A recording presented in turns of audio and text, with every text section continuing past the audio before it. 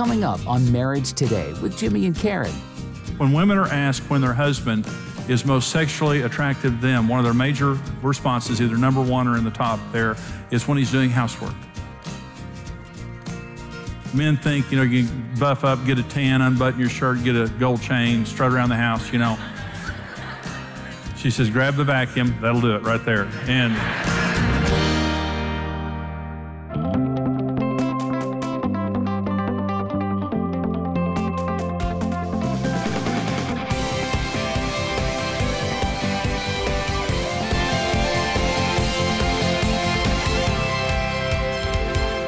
I want to begin by talking about 3 truths that we need to understand about sex.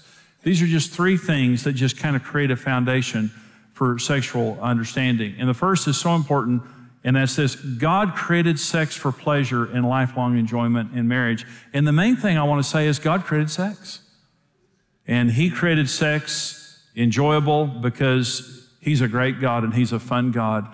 And when He watches us have sex, because He does watch you have sex. Turn the lights out. He can see anyway. Put your flannel nightgown on. He can see anyway. So, and we have this, because when you say that, God's watching you have sex, like, oh, don't watch, But God is not, watching us having sex saying, oh, you people are enjoying that way too much. Oh, I didn't have that in mind. Hey, cut that out. Cut that out. What? I wanted you to do that 3 or 4 times for children. That's what some people believe. And see, the devil exploits that, because what the devil says is God's a big fuddy-duddy, and if you want to have sex or you want to have enjoyment sexually, you have to come to my side, the dark side, to enjoy it. Well, let me tell you something. God wants you to enjoy sex in marriage and to have that enjoyment for the rest of your married life. It's very, very important. So don't get it in your head that God's against pleasure in sex and marriage. God's for it. He's the one who created it. The second thing that you have to believe is that God put the parameters He did on sex for our protection. In other words, the Bible, there are some things the Bible says that we shouldn't do sexually. Adultery, fornication, fantasy lust. The Bible just simply says that it's wrong. Well, in my car, I've got an owner's manual. And in that owner's manual, they tell me a lot of things not to do. They tell me things to do and things not to do, but they say, don't drive it like this, don't do this, don't do this, don't do this. I've never taken the owner's manual of my car and read it saying, what do they know? They're just trying to keep me from having fun, and change the oil. What do they know? And the people who wrote the instruction manual for my car know they want me to enjoy it, so I'll be a customer again and come purchase another one of their cars. And they created it. They know how it works. God created wide parameters sexually. There are many, many ways that we can have sex in marriage and enjoy sex in marriage. But God created a fence. And when He says don't do something, He's trying to love us and protect us. He's not being a legalist, He's being a protective daddy. But the yard is a big yard. It's not a tiny little yard that you have missionary position sex 3 or 4 times and get it over with and you're grossing God out. It's a big yard where God says, go play in the trees and the bushes and jump on the trampoline and swim in the river and the lake, and just don't go over that fence over there. And so you're saying, what can we do in sex and marriage? A bunch. A bunch. You can do a whole lot. And so what I'm saying is get your Batman uniform out and have a big time. And I said it.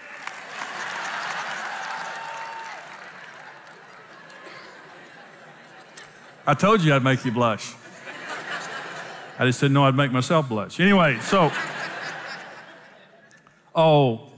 isn't God fun? He's so fun. I love God so much. Here's another truth you have to believe. God created the sexual differences in us to make our relationship more fulfilling and dynamic. We're very different sexually, and you say, why did God do that? To make the relationship more fulfilling and dynamic. Let me talk about some of the differences between us sexually, because we're very different sexually. We're 2 halves of a whole. When you're relating to your spouse properly, your world comes together. I have half the brain, Karen has the other half. Together we're brilliant. Separately, we're not so brilliant.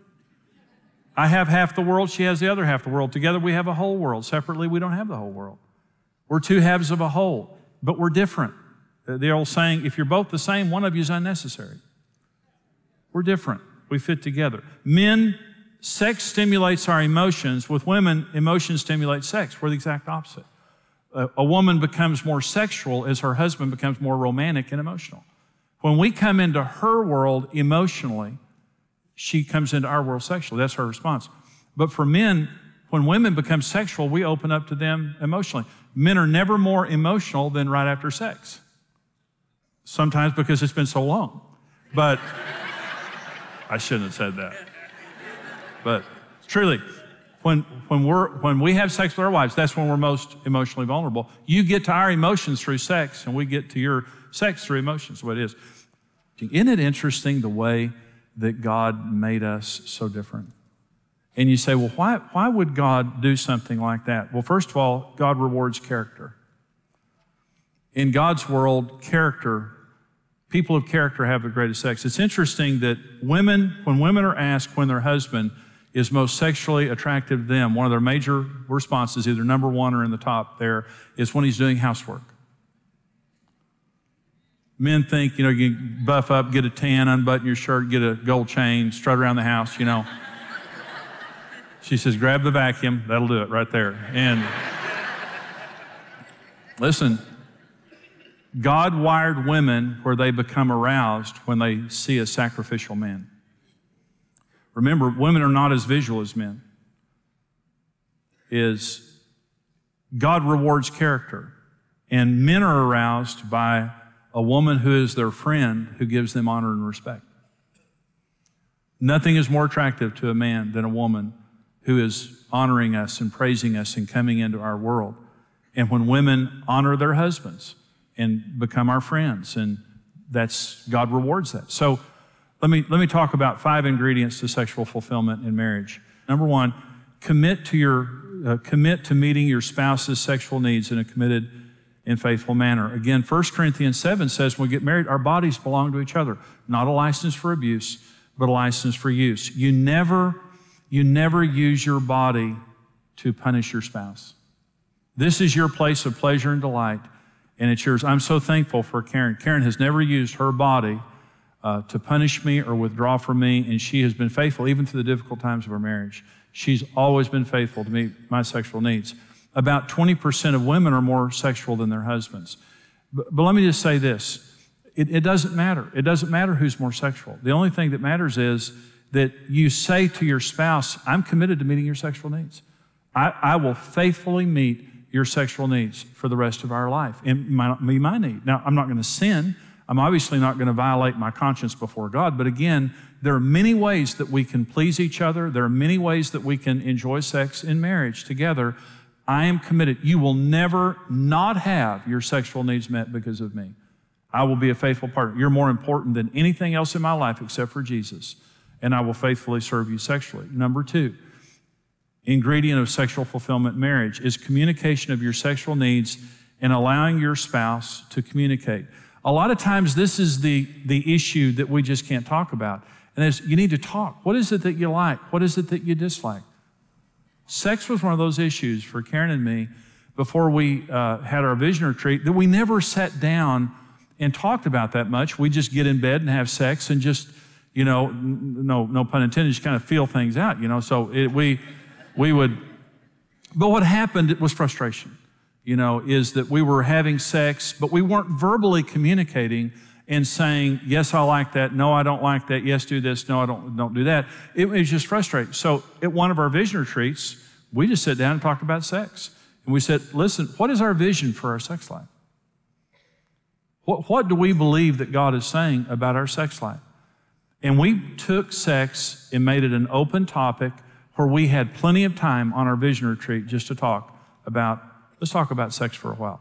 And we talked about my needs, we talked about her needs, we talked about things I like and don't like, we talked about things that she liked and didn't like. It was the greatest discussion we had ever had, and it changed our sex life because we talked about it. Again, don't be ashamed of this issue. It's an important issue, in your marriage, but you need to verbally communicate, and you need to both be in agreement. And if you do and you get in bed, you're going to have a great time. If you don't, if you're not communicating, a lot of your communication is just going to be through, not saying things, but just kind of pushing your spouse away and being negative, and they're going to take that as rejection. So talk about it and communicate what you want and all that. Number 3, commit to sexual purity to protect the integrity of your marriage. Sexual purity. Say, I'm committed to being sexual pure, and this is a big deal. Let me talk about some standards of sexual purity. If you're going to be pure, here's what you do.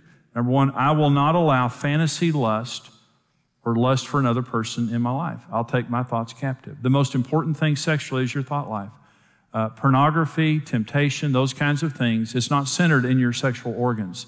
It's centered in your mind.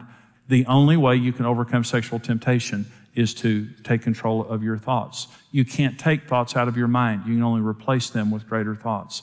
Biblical meditation, according to Psalm 1, promises that we will succeed in everything that we do in our lives. And so the first commitment is, I'm not going to let people in my mind that I'm having sex with. I'm going to battle, and I'm going to take control of that. Number 2, I will not develop an inappropriate emotional or sexual relationship with another person, regardless of the condition of our marriage. Let me say this now, and I don't want to say this in a legalistic manner.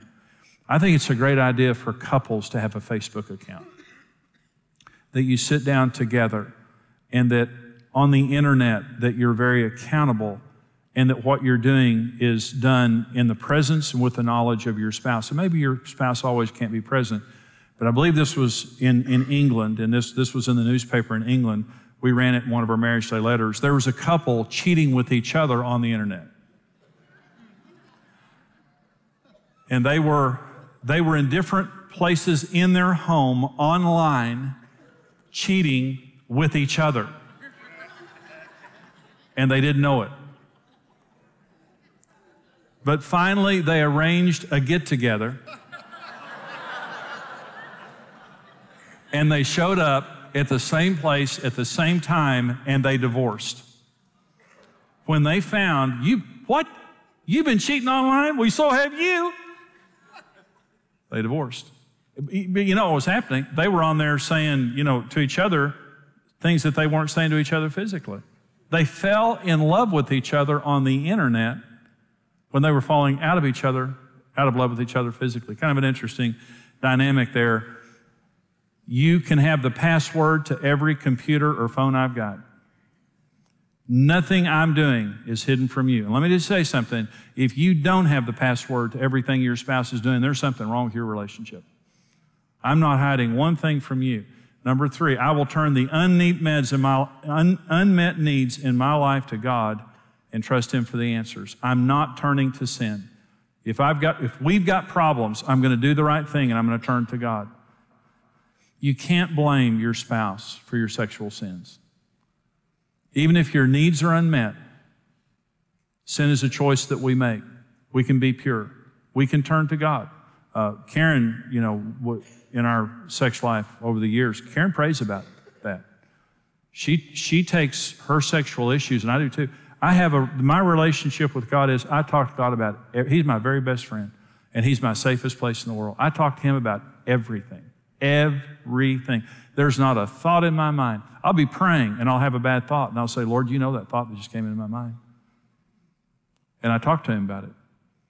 Bring it all before the Lord. He knows. His throne is the throne of grace. He cares. He's not grossed out by it. And He'll help you to deal with those issues. But if you don't take it to God, it's going to go somewhere else. Number 4, I'll be honest and accountable about my temptations, and especially those that could compromise my marriage. Maybe that you're struggling with pornography or something like that, is that you need to get help. You need to become accountable. In a book called Intimate Issues, it was written by 2 Christian ladies that we've had on our television program, Christian women, 90% of Christian women say that they've been attracted to someone other than their husband. 90% of Christian women, I've been attracted to somebody other than my husband. Well, let me just say, we all have been. I have been, Karen has been, we all have been attracted to someone other than our spouse. That's not the issue. The issue is, what are we going to do about it? Especially when our marriage isn't as good as it should be. Especially when we're going through problems. I'm going to be accountable. I'm not going to find a group of people that will tell me what I want to hear. And I'm not going to go off into darkness and do something wrong with it. I'm going to be accountable. and sexually pure. And number 5, I'm not going to be close friends with people who are violating the covenant of their marriage.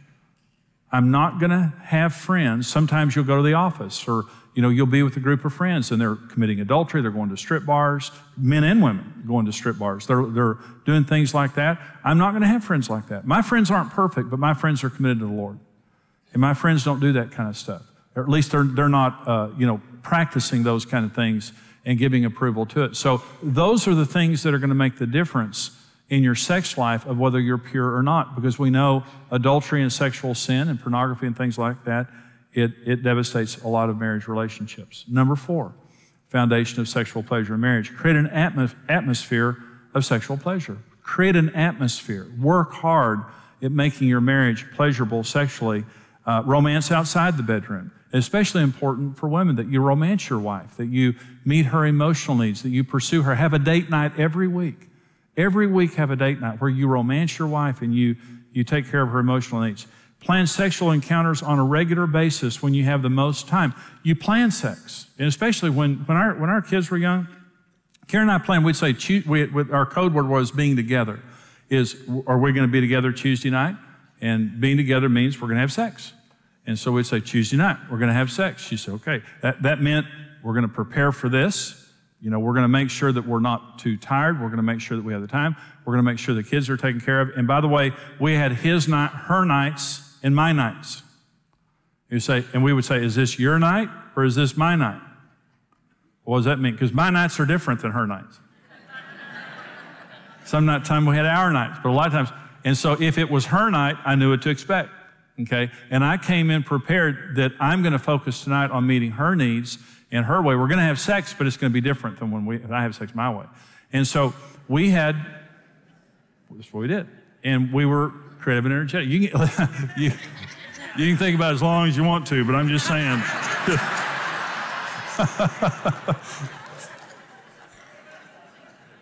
But we both got our needs met. That's the thing I'm trying to say. It wasn't all my way or her way. And sometimes it was just our nights. But the longer we were married, the more we enjoyed the same things. But we had special times. Sometimes morning is the best time to have sex. Sometimes you're just having a quickie. Sometimes you're just having sex and it's a quickie and that's all it is. And you go on. But sometimes you need a longie. And, and you need several hours to be together. And you need the time to enjoy each other, to talk, to share sex and to please each other physically. And so you can plan those things. In fact, it needs to be planned. It needs to be, a weekly issue in your marriage to where, 2 or 3 times this week, we're going to have times where we're together sexually, but especially one of those is going to be really special. And the last thing is this, the 5th thing is this, communicate and deal with sexual problems together. If you have sexual problems, deal with it, because most of us are going to deal with sexual problems, lack of desire, or whatever. It could be chemical, it could be unresolved conflict. You don't desire sex, it could be that there's conflict in our marriage, stress and fatigue, whatever it might be. If you're having a problem with sexual desire, go to the doctor. Or if you need to go get counseling, because there's an emotional issue. It may be past abuse. Sometimes people have been sexually abused in their past, and it has a lot of problems related to your present. You need to get help for that. Listen, when you're having problems sexually, your spouse is being affected by that. And so don't strand your spouse sexually by not dealing with your problems, whether it's medical, whether it's emotional, whether it's whatever it is. If I've got a problem, I'm going to deal with my problem aggressively for the sake of our marriage. Well, I hope you enjoyed that teaching. This is just a part of the 10-part seminar that I do called Marriage on the Rock. It was the first seminar that I ever did, first book I ever wrote. Was Marriage on the Rock. It still is to this day the most important marriage teaching that I do. And we want to put this into your hands, the full seminar series and the book. We want to put it into your hands. And right now, for your gift of any amount to Marriage Today, we want to send you the CD single, The Most Important Issue in Marriage. It's the first teaching in the seminar. It's the first chapter in the book. And it is the most important issue in marriage. It will change your life. It will change your marriage. For your gift of $50 or more, we want to send you the full series on CD, the full 10-part Marriage on the Rock series, plus we'll send you the book. For your gift of $110 or more to Marriage Today, we're going to send you the Marriage on the Rock book, the 10-part DVD series, plus our special romance book called Happy, Happy Love. You know, we want to put these into your hands to change your marriage and to help you solve any problems if you're experiencing any problems in your relationship, even if you're single or divorced, to give you hope, to prepare you for a marriage. But also to understand we're a mission and we're a ministry that goes all over the world. When you're helping Marriage Today, when you give to us, not only are you blessing your own marriage, you're helping us to reach couples all over the world and keep little children together with their parents. Go online right now, pick up your telephone, and order these important resources. Marriage on the Rock, the best-selling book and series, is the essential resource to having the marriage of your dreams. Through this power-packed series, marriage expert Jimmy Evans will show you how to deal with real-life challenges and offer easy-to-understand solutions that will transform your relationship. Jimmy will address all the major issues a couple will encounter, like communication, finances, sex, kids, his and her needs, blended families, and much more. For your gift of any amount, you'll receive the CD single, The Most Important Issue in Marriage. For your gift of $50 or more, we'll send you the Marriage on the Rock book and CD series. For your gift of $110 or more, you'll receive the book and DVD series, plus the Passion Reigniting Happy, Happy Love book. Discover God's design for your dream marriage. Whether you've been married for years or just preparing for the journey, experience Marriage on the Rock today.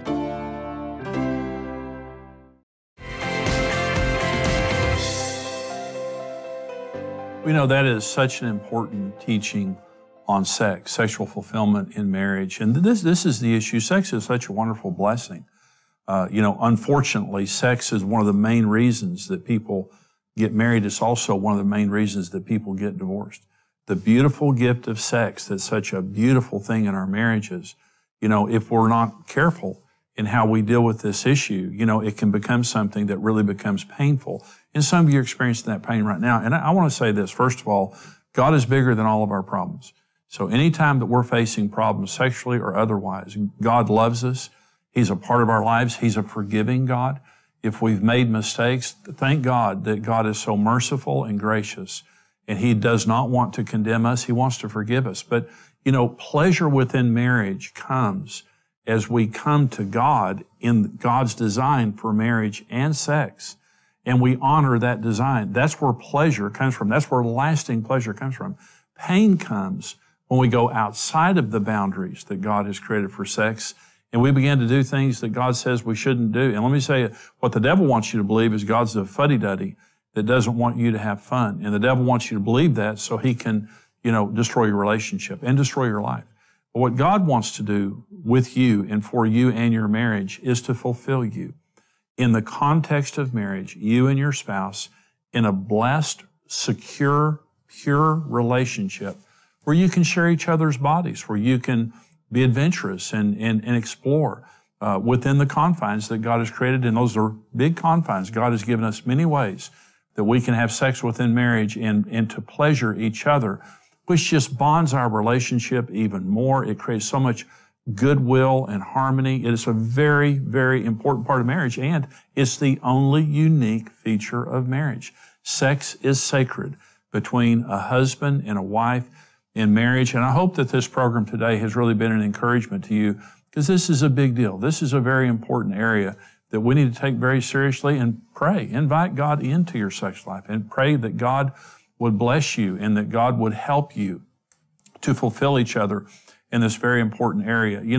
We come to you because of financial support of partners that help us to take this ministry all over the world. And I'm asking you, Karen and we're asking you to consider becoming a financial partner with us. Our financial partners are called Rock Solid Partners.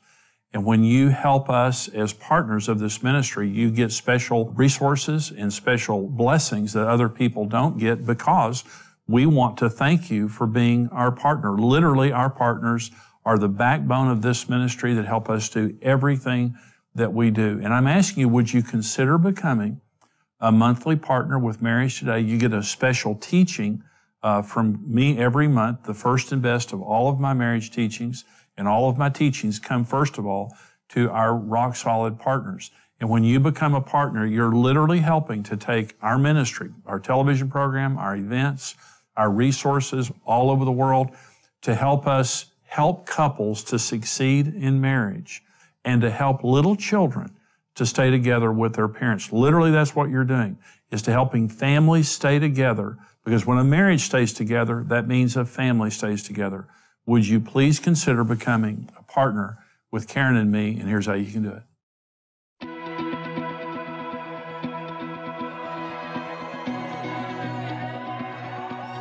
We all enter into marriage confident a happy, fulfilling life is in front of us. Over time, life's journeys can quickly deflate those expectations, and we're left feeling like we've fallen out of love. But with the right information and a mutual commitment to success, a better marriage is possible. Become a rock-solid partner and gain instant access to practical marriage help in topics ranging from communication, needs, and intimacy, as well as blended families, intentional dating, spiritual health, and much more. Marriage Today exists to help every person succeed in marriage. With your help, we can continue raising a standard for marriage and reverse the curse of family breakup in order to rebuild the nations one home at a time. That's why we're tied into the ministry. We want to be able to bless and give so they can keep doing what they're doing. There's just millions of marriages that need help, and if this is a way we can help facilitate that, then that's a great way to spend some money. We love Jimmy and Karen, and we love just learning more about how to be a better couple and how to help other couples like they do. Become a rock-solid partner with the ministry and mission of Marriage Today. Subscribe to Marriage Today's YouTube channel for more marriage-building videos and updates.